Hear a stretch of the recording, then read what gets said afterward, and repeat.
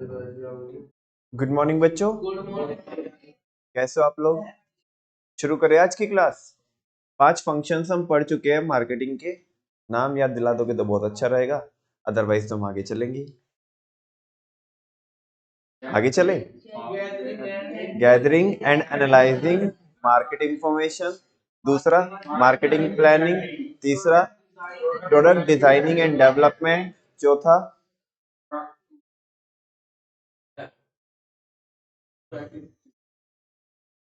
Standardisation and grading, and the fifth one is branding.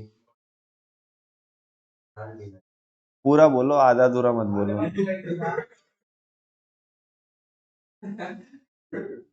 कोई और product में निकल जाओगे आप। इधर आ जाओ। Sixth one is packaging and labelling. जैसे ही हम अपने प्रोडक्ट की क्या कर देते हैं, ब्रांडिंग कर लेते हैं। इनफैक्ट डिसाइड कर लेते हैं कि हमें जेनेरिक नेम से बेचना है या ब्रांड नेम से बेचना है, और फिर ब्रांड नेम में भी इंडिविजुअल ब्रांडिंग करनी है हमें या फैमिली ब्रांडिंग करनी है। ये डिसाइड करने के बाद बच्चों हम अपने प्रोडक्ट की पैकेजिंग करते हैं, मतलब पैकेजिंग डेवलप भी करते हैं, उसके पहले डिजाइन करते हैं, ठीक है ना। डिजाइन करते हैं एंड डेवलप करते हैं अपने प्रोडक्ट के पैकेज को। और जैसे ही पैकेजिंग डिसाइड कर लेते हैं तो फिर किसके बारे में हम सोचते हैं, लेबलिंग के बारे में। लेबलिंग एक प्रोडक्ट का जो बैक एंड वाला पोर्शन होता है वो पार्ट होता है, जबकि ब्रांडिंग जो फ्रंट एंड होता है पैकेज का वो ब्रांडिंग होती है। से यस और नो। अब वैसे तो बच्चों पैकेजिंग डिफरेंट डिफरेंट टाइप की होती है। प्राइमरी पैकेजिंग होती है, सेकेंडरी होती है, ट्रांसपोर्टेशन होती है। लेकिन जैसे कि मैंने आपको पहले भी बताया था कि अभी हम इस चैप्टर के जो कॉन्सेप्ट्स है वो ऊपर ऊपर से पढ़ रहे हैं, है ना। जो डिटेल में कॉन्सेप्ट्स है वो इस चैप्टर के लेटर फेज में आएंगे, ठीक है ना। तो मेरे को ऐसा लगता है कि पैकेजिंग में और लेबलिंग में ज्यादा कुछ बताने के लिए है नहीं, ठीक है ना। सीधा टेक्स्ट पढ़ाता हूँ, उसमें ऐसा कोई भूमिका बनेगी नहीं, क्योंकि अब मैं अननेसेसरी टाइम स्ट्रेच करूँ तो कोई फायदा नहीं है। पैकेजिंग बता रहे, पैकेजिंग क्या होती है। Packaging refers to designing and developing the package for the product. अच्छा भाई, देखो कितना भारी है। तो कह रहा है पैकेजिंग एक ऐसी प्रोसेस होती है, या पैकेजिंग वो कॉन्सेप्ट है जहां पे हम डिजाइन करते हैं और डेवलप करते हैं। किसको, प्रोडक्ट को। The package of the product, ये रैपर बोल सकते हो आप। जब ऐसी प्रोसेस जिसमें हम अपने प्रोडक्ट के पैकेज या रैपर को क्या कर रहे होते हैं, डिजाइन कर रहे होते हैं और डेवलप कर रहे होते हैं, उस प्रोसेस को क्या बोलते हैं, पैकेजिंग। क्या बोलते हैं, पैकेजिंग। तो फिर लेबलिंग क्या होती है। Labelling refers to designing the label.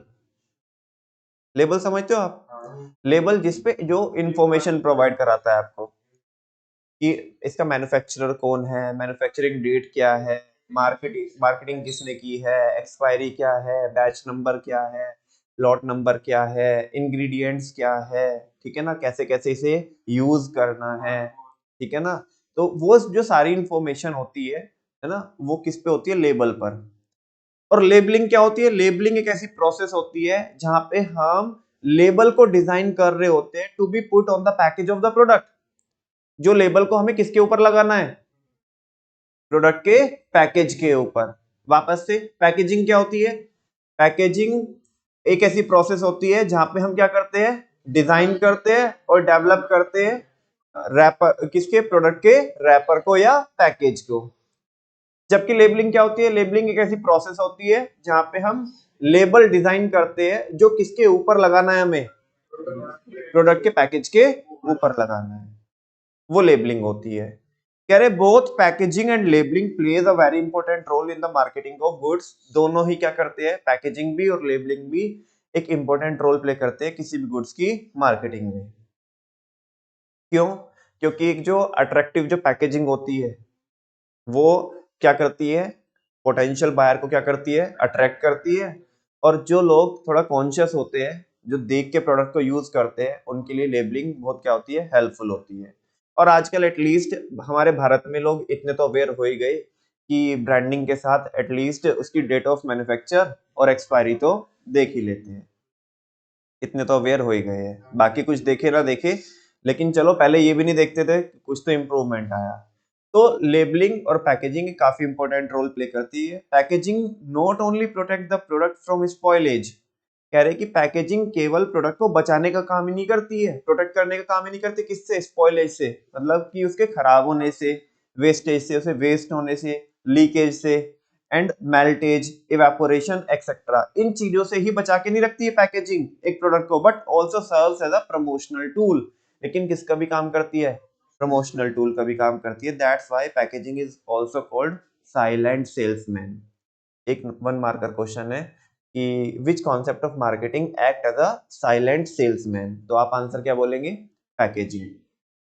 कभी आपने देखा होगा और कभी क्या बहुत बार आपने ऐसा फील किया होगा कि नॉर्मली कैडबरी अपने प्रोडक्ट निकालती है, लेकिन उनकी सेल्स दिवाली पे बहुत ज्यादा क्या हो जाती है? बूस्ट हो जाती है, just because of packaging.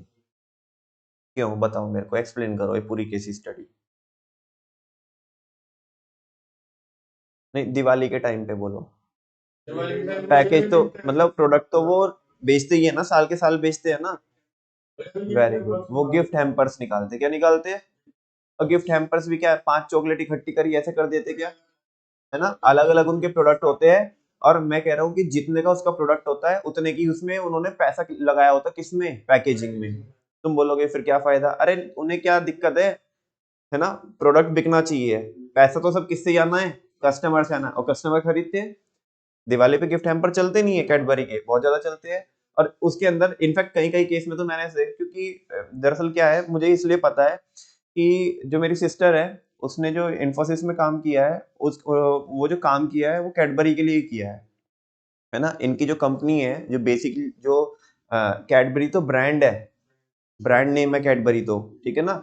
Actual में जो कंपनी का नाम है वो मोंडलेज है ना? कभी तुम देखना उसके पीछे, अजीब सा नाम है मोंडलेस। तो पीछे देखना उसके, जब जहाँ पे आप लेबलिंग देखते हो तो वहां पे देखना कि कौन मैन्युफैक्चर करता है इसे। तो दिवाली के टाइम पे उनकी वो जो पैकेजिंग में होता है ना, पैकेजिंग में इतना पैसा इन्वेस्ट करते हैं, बहुत ज्यादा पैसा इन्वेस्ट करते हैं, खासकर दिवाली के टाइम पे।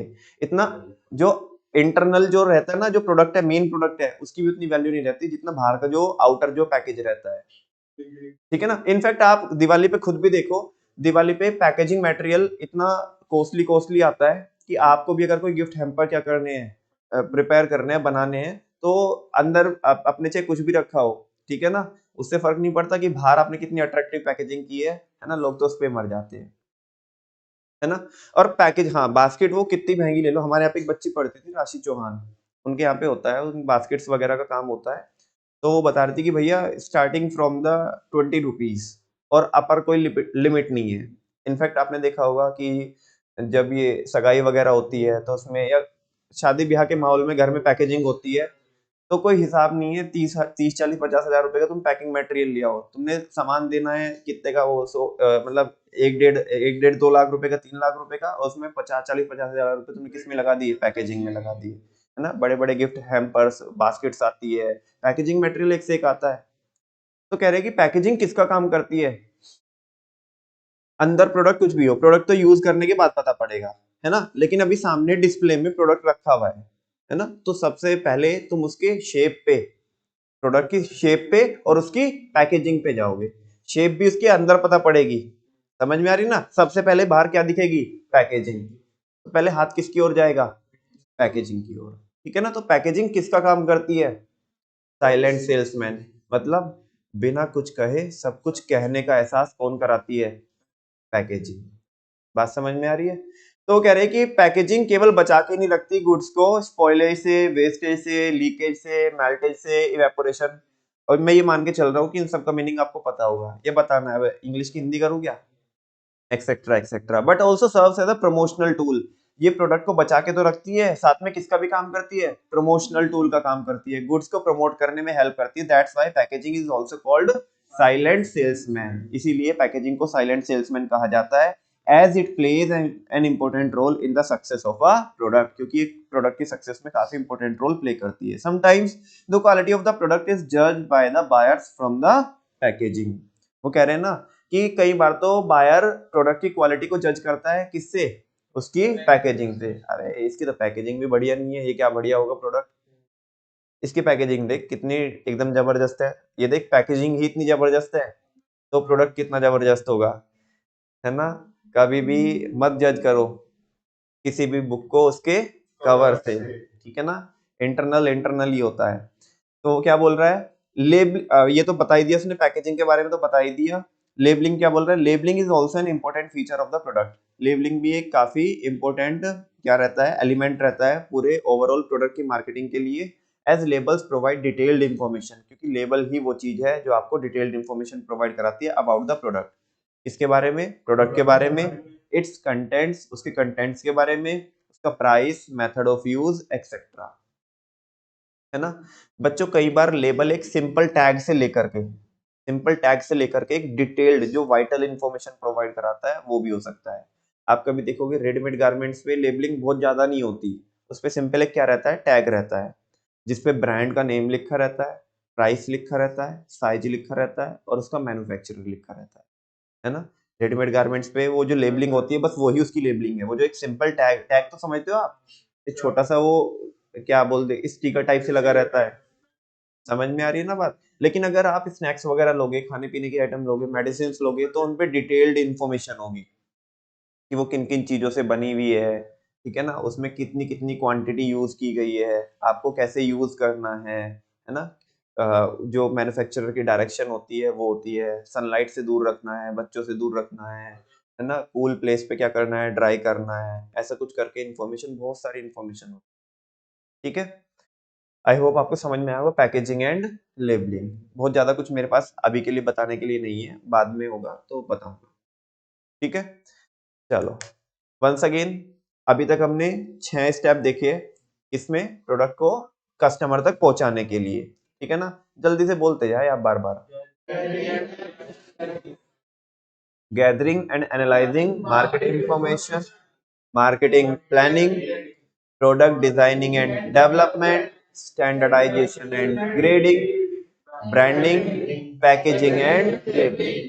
देखो मोटे मोटे तौर पर सारा काम हो गया भाई, ब्रांडिंग कर ली हमने, पैकेजिंग लेबलिंग कर ली, इनफैक्ट प्रोडक्ट को डिजाइन भी कर लिया, वो तो शुरू में कर लिया था, है ना। तो आप मुझे ये बताओ, आपको थोड़ा आइडिया लग जाएगा कि अभी तक इस प्रोडक्ट में हमारा कितना पैसा लग चुका है, यानी कि कॉस्ट कितनी लग चुकी है। मैं ये नहीं कह रहा हूं कि सारी कॉस्ट लग चुकी है, आगे नहीं लगेगी, लगेगी, लेकिन उस प्रोडक्ट को मैन्युफैक्चर करने के लिए, प्रोड्यूस करने के लिए जो प्रोडक्शन कॉस्ट है ना, प्रोडक्शन कॉस्ट, मैं सेलिंग कॉस्ट की बात नहीं कर रहा हूं। सेलिंग कॉस्ट तो आएगी, सेलिंग एंड डिस्ट्रीब्यूशन कॉस्ट इसके बाद आएगी अभी, क्योंकि अभी गुड्स को हमें क्या करना है, बेचना है उसको अलग अलग देश के अलग अलग पार्ट में, इनफैक्ट बाकी रेस्ट ऑफ द वर्ल्ड में भी क्या करना है, उसे सप्लाई करना है, तो वो तो सेलिंग एंड डिस्ट्रीब्यूशन कॉस्ट आएगी। और सारे बच्चों को पता है कि सेलिंग एंड डिस्ट्रीब्यूशन कॉस्ट अलग होती है और प्रोडक्शन कॉस्ट अलग होती है। इकोनॉमिक्स के लिहाज से अगर बोलूं आपको, तो मैंने पढ़ाया ऑलरेडी आपको, है ना। There are different types of cost, पढ़ा है कि नहीं पढ़ा है कॉस्ट वाले चैप्टर में, 11th क्लास में माइक्रो में, अरे वो अंकल बनाए थे कॉस्ट अंकल, याद हो आपको, ठीक है ना। और अगर आप अकाउंट्स के लिहाज से देखोगे तो भी दोनों चीजें क्या होती है, अलग अलग होती है ना। अगर थोड़ा ट्रेडिशनली बताऊं मैं आपको, मतलब बहुत एक न्यूज नए वाले कॉन्सेप्ट में बता रहा हूँ, बहुत पुरानी सी सोच बताऊं तो प्रोडक्शन कॉस्ट ट्रेडिंग अकाउंट का पार्ट होती है, और जो सेलिंग एंड डिस्ट्रीब्यूशन कॉस्ट होती है वो प्रॉफिट एंड लॉस का पार्ट होती है। से और नो, हाँ बोलो ना। अच्छा, तो हमें प्रोडक्ट को प्रोड्यूस करने की कॉस्ट कितनी आई वो पता पड़ जाएगी अभी तक, जिसके बेसिस पे हम क्या कर सकते हैं, अपने प्रोडक्ट का प्राइस सेट कर सकते हैं। नहीं समझ में आई बात, आती है ना आपको बात समझ। भाई लॉजिकल है यार सारा देखो हमने प्रोडक्ट डिजाइन कर लिया, डेवलप कर लिया, ब्रांडिंग, पैकेजिंग, लेबलिंग वो सब कर लिया। अब जो काम बचे वो उसे डिस्ट्रीब्यूट करने के बचे, सेलिंग और डिस्ट्रीब्यूशन के बचे, तो वो सेलिंग एंड डिस्ट्रीब्यूशन कॉस्ट आएगी। सेलिंग एंड डिस्ट्रीब्यूशन कॉस्ट कभी भी प्रोडक्शन कॉस्ट का पार्ट नहीं होती, वो अलग होती है, मैं यही तो बता रहा हूं जब से आपको। तो जब हमें मोटे मोटे सारे खर्चे पता चल चुके हैं प्रोडक्शन के, तो अब प्रोडक्ट की प्राइस सेट कर लेने चाहिए कि नहीं कर लेने चाहिए, क्योंकि कॉस्ट भी हमें पता है और उस पर सफिशिएंट मार्जिन ऐड करके हम, ठीक है ना, जीपी मार्जिन ऐड करके हम क्या कर लेंगे, प्रोडक्ट का एमआरपी सेट कर लेंगे, क्या कर लेंगे। और एमआरपी प्रोडक्ट का सेट करना ये भी एक काफी इंपॉर्टेंट डिसीजन होता है, बिकॉज अगर आपने आपके प्रोडक्ट का प्राइस बहुत कम सेट कर दिया तो भी दिक्कत है, और अगर आपने आपके प्रोडक्ट का प्राइस बहुत ज्यादा सेट कर दिया तो भी दिक्कत है। बहुत कम सेट कर दिया तो मार्केट में डिमांड इतनी अराइज हो जाएगी कि तुम उसे शायद फुलफिल ना कर पाओ, ठीक है ना। तो आप तब भी फेल हो जाओगे। और शायद आपने प्रोडक्ट का प्राइस बहुत ज्यादा सेट कर दिया तो मे बी डिमांड रेज ही ना हो मार्केट में। तो प्रोडक्ट का प्राइस आपको रीजनेबली क्या करना चाहिए, सेट करना चाहिए। जो क्वालिटी आप प्रोवाइड करा रहे हो, जो कॉस्ट आपकी आई है, उसके बेसिस पे आपको अपने प्रोडक्ट का जो प्राइस है वो बहुत टू द एप्रोप्रिएट क्या करना चाहिए, सेट करना चाहिए। तो प्राइसिंग भी एक काफी इंपॉर्टेंट डिसीजन होता है किसी प्रोडक्ट के सक्सेस में और फेलियर में। समझ में आ रही है बात? देखते हैं प्राइसिंग ऑफ प्रोडक्ट। पहले बता रहा है प्राइस क्या होता है। सिंपल, प्राइस वो अमाउंट होती है जो बायर पे करता है, किसको, सेलर को। किस लिए पे करता है, प्रोडक्ट को ऑब्टेन करने के लिए या उसे परचेज करने के लिए, वही लिखा है यहाँ पे। अच्छा, प्राइस हर एक चीज का अलग अलग होता है, मतलब हर एक चीज का अलग अलग इन द सेंस मैं क्या बोलता हूँ, वापस से समझाता हूँ आपको कि किसी भी प्रोडक्ट का जो प्राइस होता है उसे अलग अलग नाम से जानते हैं। जैसे नॉर्मली अगर आप कोई प्रोडक्ट लेकर के आए तो उसका तो प्राइस ही होगा, लेकिन मान लिया आप मेरी सर्विसेज ले रहे हो तो वो प्राइस को किस नाम से जानते हैं, फी के नाम से। किसके नाम से जानते हैं, आपने इंश्योरेंस प्रीमियम, सॉरी आपने इंश्योरेंस पॉलिसी ली हो, क्या ली हो, मैंने आंसर ही बोल दिया, इंश्योरेंस पॉलिसी ली हो, तो इंश्योरेंस पॉलिसी का जो आप प्राइस पे करते हो वो क्या होता है, प्रीमियम होता है। तो वो प्राइस को किस नाम से जानते हैं, प्रीमियम के नाम से जानते हैं। आप अगर ट्रैवल करो, आप अगर रोडवेज में क्या करो, ट्रैवल करो, तो जो आपने प्राइस दिया है उसको क्या बोलेंगे, फेयर बोलेंगे, क्या बोलेंगे। अच्छा, जो आपने आपने ट्रांसपोर्टेशन से जो गुड्स मंगाए उसके लिए जो प्राइस पे किया उसे क्या बोलेंगे, उसे फ्रेट बोलेंगे। बात समझ में आ रही कि नहीं आ रही? तो प्राइस अलग अलग नाम से जाना जाता है। अभी किसी प्रोफेशनल की आप सर्विस लोगे तो वो क्या पे करोगे, कंसल्टेंसी फी पे करोगे, क्या पे करोगे। तो प्राइस को, हर एक प्रोडक्ट का प्राइस अलग अलग नाम से जाना जाता है। ऐसा नहीं कि हर एक चीज का प्राइस प्राइस ही होता है, स्पेसिफिक होते हैं। जैसे इंश्योरेंस पॉलिसी का प्रीमियम होता है, उसका फ्रेट होता है, फेयर होता है, ठीक है ना, सिंपल फी होता है, तो वो सारी चीजें, ठीक है ना। Price refer to the amount of money, price वो अमाउंट ऑफ मनी होती है which a customer has to pay, जो एक कस्टमर को पे करनी पड़ेगी टू बाय अ प्रोडक्ट और सर्विस, किसी एक गुड और सर्विस को खरीदने के लिए, ठीक है ना। Pricing involves determination of the price of the product. Pricing एक ऐसी प्रोसेस होती है जहां पे हम क्या करते हैं, अपने प्रोडक्ट का प्राइस फाइंड आउट करते हैं, डिटरमाइन करते हैं। It is an important function affecting the success और failure of a product in the market. ये काफी इंपॉर्टेंट डिसीजन होता है जिसके बेसिस पे आपका प्रोडक्ट सक्सेसफुल भी हो सकता है और फेल भी हो सकता है। The price of a product is influenced by various factors. कह रहे हैं कि एक प्रोडक्ट का जो प्राइस होता है वो बहुत सारे फैक्टर से अफेक्ट हो सकता है, such as cost of production. मतलब ये प्रॉपर टॉपिक जो है ना, ये बुलेट लिखा है, अपने आप में पूरा टॉपिक है, बाद में आएगा, लेकिन फिलहाल के लिए जितना है उतना समझ लो इसे। मुझे बताओ, ये कह रहा है कि जो प्रोडक्ट का प्राइस होता है बहुत सारे फैक्टर से इन्फ्लुएंस होता है, अफेक्ट होता है। जैसे कि उसने बताया कॉस्ट ऑफ प्रोडक्शन, मतलब मुझे समझ में नहीं आ रहा है क्या कहना चाह रहा है। जो प्रोडक्ट की कॉस्ट आई उससे मार्केट प्राइस क्या होता है, अफेक्ट होता है। कैसे, अगर वेरी गुड, अगर कॉस्ट ज्यादा आएगी तो मार्केट प्राइस भी ज्यादा होगा, और अगर कॉस्ट कम आएगी तो मार्केट प्राइस भी कम होगा। Very good. नेक्स्ट है प्रॉफिट मार्जिन। ये कैसे अफेक्ट करता है मार्केट प्राइस को, अगर हम प्रॉफिट मार्जिन ज्यादा रखेंगे तो कॉस्ट नहीं, प्राइस, कॉस्ट और प्राइस में फर्क होता है, ठीक है ना। तो मार्केट प्राइस क्या होगा, ज्यादा होगा, लेकिन हम तो एक बस रीजनेबल सा, बहुत चिल्लू पिल्लू सा मार्जिन कमाना चाहते हैं, तो मार्केट प्राइस क्या हो जाएगा, कम हो जाएगा। नेक्स्ट है डिमांड ऑफ द प्रोडक्ट। बोलो कैसे अफेक्ट करती है डिमांड। अगर डिमांड ज्यादा होगी तो प्राइस, हाँ बोलो, बोलो ना, प्राइस कम होंगे।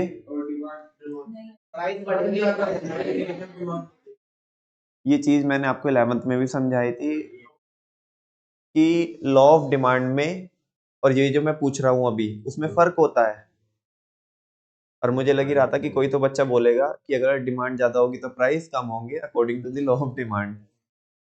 भाई लॉ ऑफ डिमांड ये बिल्कुल भी नहीं बोलता। लॉ ऑफ डिमांड ये बोलता है कि पहले पहले अगर क्या होंगे, प्राइस कम होंगे तो डिमांड ज्यादा होगी, समझ में आ रही है बात? वहां पे जो कोज है, कोज है प्राइस, और इफेक्ट पड़ता है किसके ऊपर? डिमांड के ऊपर। लेकिन हम यहाँ पे फर्स्ट हैंड में पूछ क्या रहे हैं आपसे? डिमांड। कि डिमांड अगर बढ़ेगी तो प्राइस कम नहीं होंगे, इनफैक्ट प्राइस और बढ़ेंगे। क्यों बढ़ेंगे? क्योंकि कस्टमर हमारे प्रोडक्ट को ज्यादा प्रेफर कर रहे हैं, है ना? पागल है कस्टमर। और जब मतलब पागल इन द सेंस ऐसे पागल नहीं है, मैं पूरी बात बोलता हूँ, खरीदने के लिए पागल है ना? लोग हमारे प्रोडक्ट पे जान छिड़कते हैं, तो उस केस में क्या होंगे? ऑटोमेटिक क्या होंगे? मार्केट में प्राइस बढ़ेंगे। लेकिन कोई मोहल्ले का भी कोई हमारा पड़ोसी नहीं पूछ रहा हमारे प्रोडक्ट को, बोलो फिर क्या होगा? और भाई तो लेके जा, है ना यार? मतलब तो ठीक है ना, पैसे भी आ जाएंगे बाद में, लेके जा यार, पहले एक बार यूज तो कर ले तो यूज, ठीक है ना?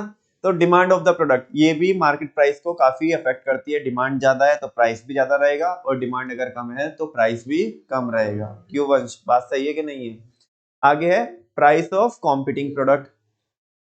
हाँ जी, प्राइस ऑफ कॉम्पिटिंग प्रोडक्ट। अगर कॉम्पिटिटर के प्रोडक्ट के प्राइस जो है, क्या वो हमारे ऊपर फर्क नहीं डालेंगे?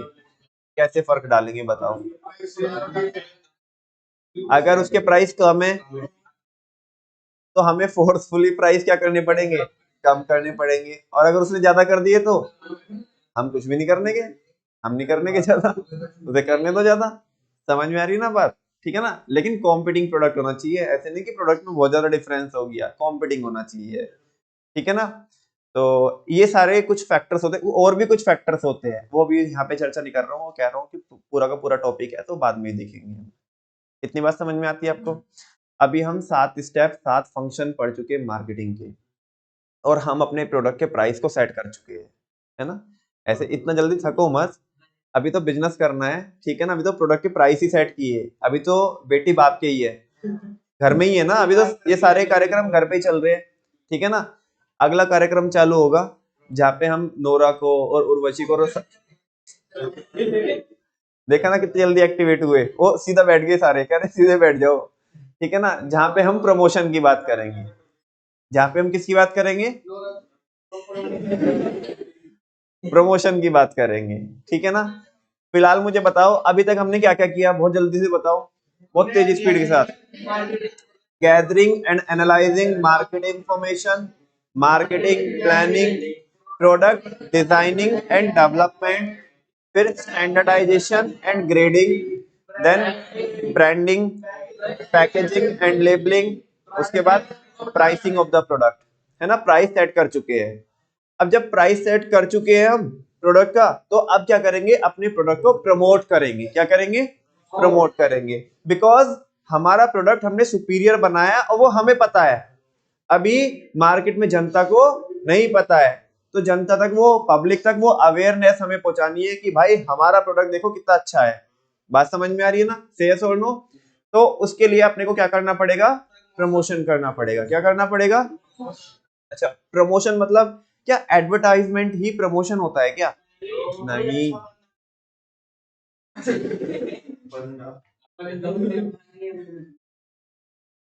आजकल भैया मोदी जी से ज्यादा इमेज किसकी हो सकती है? ठीक है ना? कुछ भी नहीं है, मतलब यार। हाँ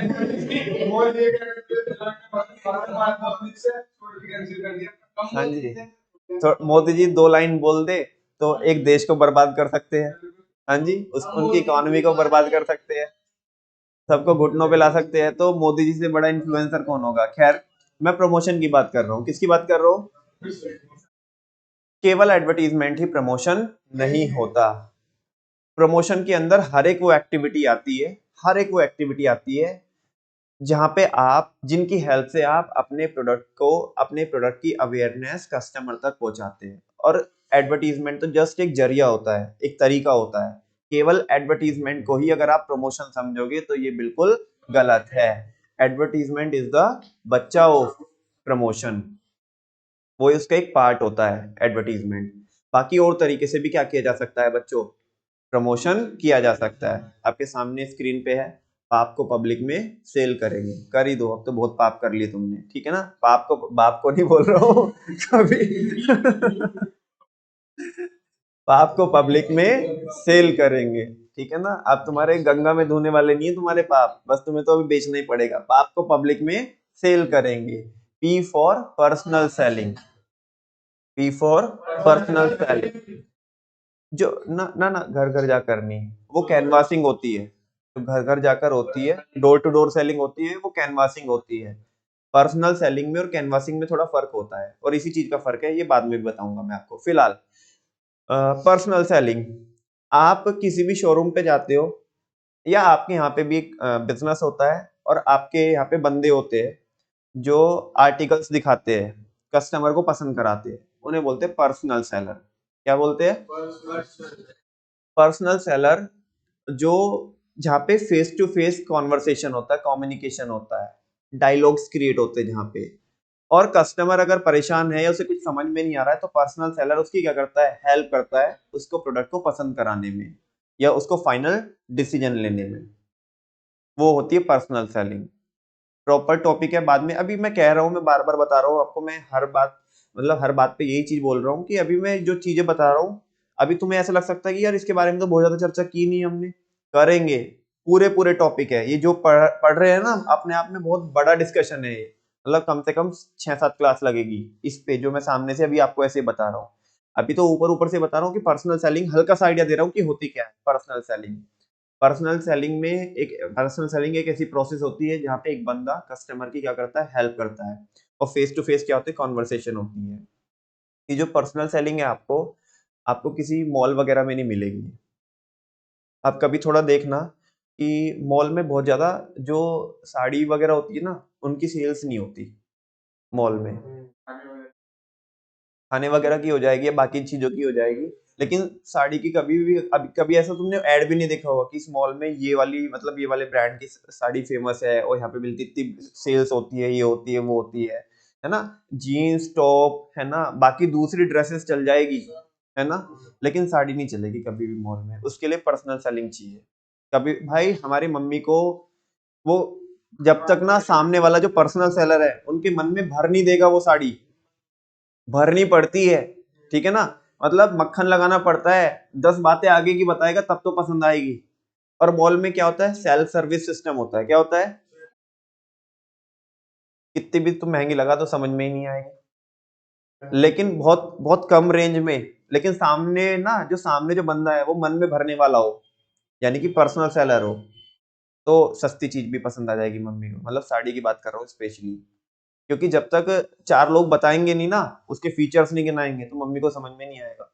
तो पर्सनल सेलिंग की अपनी इंपॉर्टेंस है कई सारे प्रोडक्ट में, जैसे उसमें से मैंने एक एग्जांपल दिया आपको, पर्सनल सेलिंग की बहुत ज्यादा इंपॉर्टेंस हो जाती है कुछ प्रोडक्ट के केस में, ठीक है ना। तो पर्सनल सेलिंग भी एक किसका तरीका है? प्रमोशन का तरीका है, अपने प्रोडक्ट को प्रमोट करने का। अच्छा, ए फॉर एडवर्टाइजिंग, एडवर्टीजमेंट, ठीक है ना। ये आपको पता ही है, इसके बारे में बाद में चर्चा करेंगे, ठीक है ना। नेक्स्ट है बच्चों पब्लिसिटी। क्या है पब्लिसिटी? पब्लिसिटी क्या होती है, कोई बता सकता है क्या? अच्छा, अपने बीच में कैसे, कहाँ पे छोड़ेंगे अपने बीच में?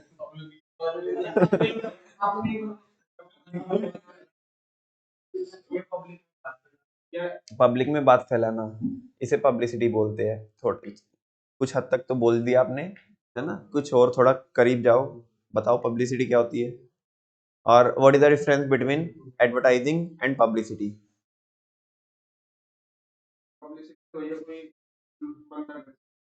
और एडवर्टाइजमेंट बंदी। चलो ठीक है।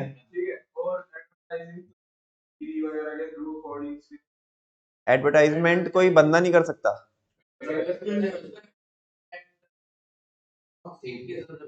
और पब्लिसिटी, पब्लिसिटी कोई भी कर सकता है। तो उस पब्लिसिटी को मैं एडवर्टीज, जैसे मान लिया, अब मैं तुम्हारी दुकान के बारे में किसी को बता रहा हूँ, तो मैं ऐड कर रहा हूँ, पब्लिसिटी कर रहा हूँ। पब्लिसिटी देख लो। हम्म।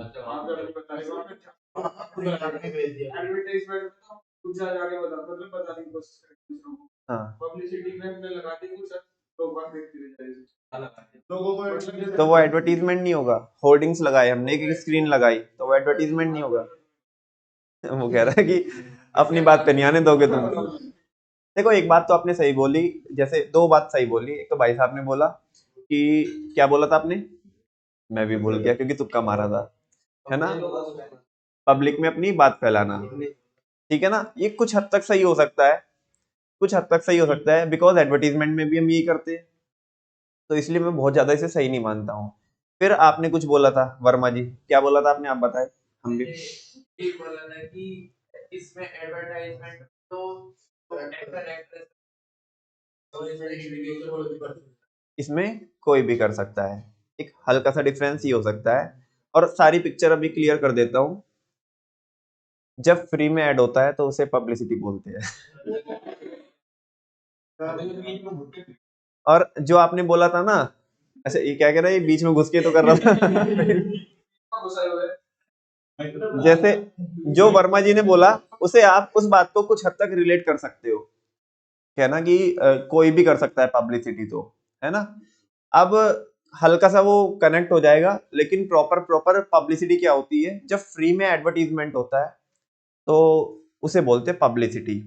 एडवर्टीजमेंट हम कराते हैं पैसा दे करके, लेकिन पब्लिसिटी होती है फ्री में। जैसे एग्जांपल देता हूं मैं, हाँ जी। अब टाटा ने नैनो लेके आया, ठीक है ना, और की सबसे सस्ती कार। अब मीडिया वालों ने उस पे अपने वो एक टाइप से क्या कराए, कुछ प्राइम टाइम में कुछ न्यूज चलाई कि भारत में बनने वाली है सबसे सस्ती कार, टाटा देगा इस काम को अंजाम, ठीक है ना, ऐसे कर करके वही हेडलाइंस चलाते हैं, ठीक है ना। हमने बोला उन्हें, हमने बोला कि उन्हें न्यूज वालों को कि तुम हमारे इधर आकर के या तो ऐड दो या तो तुम इसके बारे में बात करो, है ना। उन्हें लगता है कि यार ये अच्छा काम है, क्या है, अच्छा काम है, ये देश के लिए कुछ अच्छा काम हो रहा है, तो इसे हमें कवर करना चाहिए, हमारे पास न्यूज मिल, हमें न्यूज मिल गई, है ना, और उनका क्या हो जाएगा, फ्री में क्या हो जाएगा, ऐड हो जाएगा। इसको बोलते हैं पब्लिसिटी। क्या बोलते हैं, पब्लिसिटी। क्या वो कह रहा है, कैरियल बच्चे की ऐसा ऐड करा है, सुनो ना, इससे क्या हुआ, ऐसा ऐड करा कि बर्बादी हो गई सबसे सस्ती कार। तो मतलब इससे इस बात से पता चलता है कि कभी कभी फ्री की चीजें अच्छी नहीं होती। हाँ, चलो खैर, हाँ जी। अच्छा और एग्जांपल दूं क्या, हाँ बताओ आप, किसी भी चीज की रेटिंग डालते हैं, हाँ ये भी एक क्या हो सकती है, पब्लिसिटी हो सकती है, बिकॉज उसके बेसिस पे क्या होता है, कोई भी एक जो ऑनलाइन बंदा प्रोडक्ट वो कर रहा है, परचेज कर रहा है, तो उसके रेटिंग की बेसिस पे, है ना।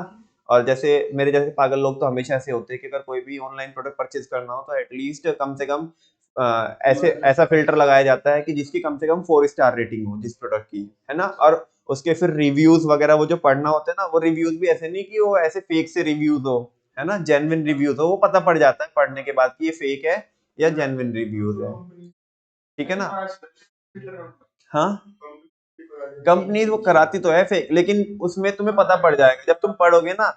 जो देखो, जो एक्चुअल में जो वो रिव्यूज होते हैं ना, जो एक्चुअल वाले रिव्यूज होते हैं, उनमें आपको बहुत प्रॉपर लैंग्वेज नहीं मिलेगी, लेकिन फीलिंग मिलेगी उनमें बस। समझ में आ रही ना बात। लेकिन जिनमें बहुत फैंसी फैंसी से वर्ड लिखे हुए होंगे, ठीक है ना, बहुत ज्यादा इंग्लिश लिखी हुई होगी, वो समझ जाना कि वो सब फेक है, कंपनी ने वो क्या करा है, वो रिव्यू डलवाए हैं कैसे भी करके, ठीक है ना। बहुत तरीके होते हैं रिव्यूज डलवाने के भी। समझ में आ रही है बच्चों आप बात, आपको बात। अच्छा हाँ, तो मैं एक एग्जांपल की और बात कर रहा था पब्लिसिटी के। वो कपिल शर्मा शो में अलग अलग वो सेलिब्रिटी आते हैं अपनी मूवी को प्रमोट करने के लिए। हाँ, वो एडवर्टीजमेंट तो है नहीं। अच्छा, कपिल शर्मा पैसे तो लेता नहीं है, बिकॉज वो शो का फॉर्मेट ही यही है कि उसका शो भी तब चलता है जब कोई वहां पे गेस्ट आएगा। अब गेस्ट से पैसे कोई ना लेगा वो। हाँ, मे बी ऐसा हो भी सकता है, शायद ना भी, मुझे लगता है शायद ना, बिकॉज दोनों की रिक्वायरमेंट है, उसका शो चलता है और उनकी जरूरत है कि उन्हें एक मास ऑडियंस मिल जाती है। अब देखो ये कुछ भी रह सकता है, फिलहाल इसे मान के चलो कि ना ही तो कोई पैसा दिया जाता है और ना ही कोई पैसा लिया जाता है, तो ये एक पब्लिसिटी का एक एग्जांपल है। समझ में आ रही है आपको बात। कॉलेजेस में आते सेलिब्रिटीज, आते कि नहीं आते हैं अपनी मूवी को, ऐसे नहीं हमने नहीं बुलाए हैं, अपने आप ही आते हैं। जैसे अभी वो 12th फेल का बहुत ज्यादा हाइप बन रही है ना, तो वो अलग अलग कॉलेजेस में जा करके वो कुछ प्रोग्राम्स क्या हो रहे हैं, अरेंज हो रहे हैं। ऐसे में पता क्या होता है, ऐसे में दोनों पार्टी का फायदा होता है, जो गेस्ट आ रहा है उसका भी और जो होस्ट है उसका भी, है ना। होस्ट का फायदा क्या होगा वो तुझे पता, मतलब उनका एक वो रहेगा, ट्रैक रहेगा। आजकल तो बच्चे इसी पे मर जाते हैं, है ना, कि भाई मतलब एक क्राइटेरिया है, ये हकीकत बता रहा हूं मैं आपको। किसी भी कॉलेज में एडमिशन लेने का क्राइटेरिया बन चुका है आजकल, कि ये बताओ इसके पास्ट ईयर्स में ये देखेंगे कि कौन कौन से सेलिब्रिटीज आए हुए हैं यहाँ पे। ये क्राइटेरिया बन चुका है कि यहाँ पे कौन कौन से सेलिब्रिटी आए, तो उसके अकॉर्डिंग हम क्या लेंगे, एडमिशन लेंगे। तो होस्ट का तो ये फायदा होता है, और जो गेस्ट जो आ रहा है उसका ये फायदा है कि उसको एक मास ऑडियंस मिल जाएगी, है ना। तो वो चीज है, तो ये पब्लिसिटी के एग्जांपल है। नेक्स्ट है बच्चों पब्लिक रिलेशन। क्या है पब्लिक रिलेशन? और इसके लिए आज मैं बहुत ज्यादा तो नहीं बोल सकता ना, बहुत ज्यादा बता सकता, क्योंकि मेरी भी कुछ लिमिटेशन है, बहुत वाइड टॉपिक है, ठीक है ना। बस इतना ही बोल सकता हूँ, हर एक वो एक्टिविटी, हर एक वो एक्टिविटी, हर एक वो एक्टिविटी जिससे किसी ना किसी वे में पब्लिक से रिलेशन मेंटेन हो, पब्लिक से क्या मेंटेन हो, रिलेशन मेंटेन हो, वो होता है पब्लिक रिलेशन। इसके इसके अंदर बहुत सारे तरीके होते हैं। प्रोडक्ट पब्लिसिटी होता है, लॉबिंग होता है, बाकी और भी काउंसलिंग, प्रोडक्ट काउंसलिंग होता है, तो बहुत सारे इसके तरीके होते हैं, वो अभी समझ में भी नहीं आएंगे तुम्हें। इसके अंदर पर्सनल सेलिंग भी आ गया, एडवर्टाइजिंग भी आ गया और पब्लिसिटी भी आ गया, तभी ये पब्लिक रिलेशन है। और एक बात और बताऊं, इसी में एक चीज और ऐड ऑन करना चाहूंगा आप ही की इस बात में। पब्लिक रिलेशन में वैसे तो हम जो एडवर्टाइजमेंट वगैरह करते हैं वो कस्टमर के लिए करते हैं, किसके लिए करते हैं, लेकिन ये है पब्लिक रिलेशन।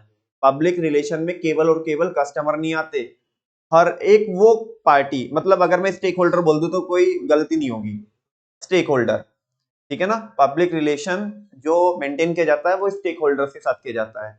मतलब किसी ना किसी, जैसे मोदी जी है, मोदी जी केवल ऐसा नहीं कि केवल पब्लिक को इन्फ्लुएंस करते हैं, वो जितने भी स्टेक होल्डर्स है ना वो सबको इन्फ्लुएंस करते हैं, मतलब अपनी प्रेजेंस किसी ना किसी वे में कैसे ना कैसे करके चाहते हैं वो, है ना। चाहे वो फॉरेन मीडिया में हो, चाहे वो देश की मीडिया में हो, चाहे वो पेट्रोल पंप पे हो, चाहे वो लोगों के बीच में हो। इनफैक्ट आपने देखा होगा कि अभी तो उन्होंने सेल्फी पॉइंट्स चलाए, क्या चलाए, तो देख रहे होंगे आपकी, पार्क्स में जाओ, रेलवे स्टेशन पे जाओ, है ना, तो जितने भी उनके कार्यकाल में जो भी काम हुए हैं, चाहे भले ही वो किसने भी किए हो, चाहे वो चांद पे पहुंचने का काम किसने किया हो, इसरो ने किया हो, लेकिन सेल्फी किसके साथ खिंचाओ, मोदी जी के साथ। ये क्या है, पब्लिक रिलेशन मेंटेन करना है, क्या करना है, पब्लिक रिलेशन मेंटेन, मतलब काम उन्होंने किया, लेकिन अभी वो चांद का इधर ऐसे फोटो लग करके बराबर में मोदी जी खड़े हैं, है ना। तो पब्लिक रिलेशन मेंटेन कौन कर रहे हैं, मोदी जी, ठीक है ना। तो हर एक वो एक्टिविटी जिससे अपनी पब्लिक से, और पब्लिक बोले तो स्टेक होल्डर से कनेक्ट किया जाता है, वो होता है पब्लिक रिलेशन। और ये बहुत वाइडर टर्म है ना, ये बहुत वाइडर टर्म है, इसका स्कोप बहुत ज्यादा है, तो ये चीज हम देखेंगे।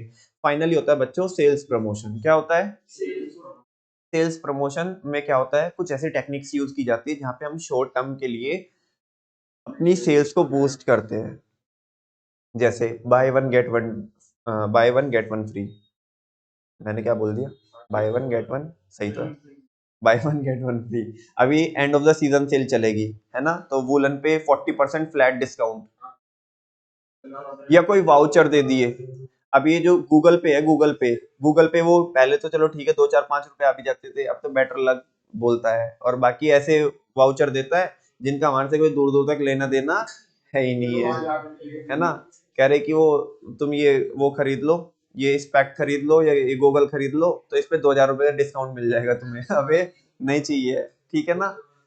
हाँ जी, इधर इधर बुढ़ाना के एरिया में इन्हें पता तो रहता ही है ना, क्योंकि सबकी लोकेशन का एक्सेस रहता है। नालायक जोमेटो के वाउचर देता है, जब है नहीं यहाँ पे तो पता है कि यूज करने के लिए बस खुश हो जाएगा, तो एक तेरे को वाउचर मिला।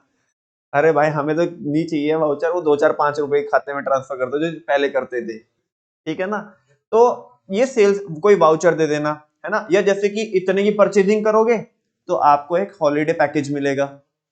ये सब क्या है, सेल्स प्रमोशनल टेक्निक्स है। कैसी है, सेल्स। अच्छा, इनसे भी क्या हो रहा है, प्रमोशन हो रहा है, क्या हो रहा है, या एक प्रोडक्ट के साथ दूसरा फ्री, टूथपेस्ट के साथ टूथब्रश फ्री, ऐसा आप देते कि नहीं देते हैं, है ना। तो ये चीज क्वांटिटी गिफ्ट हो गया 33% एक्स्ट्रा। तो ये सारी चीजें किसमें आती है, सेल्स प्रमोशन में।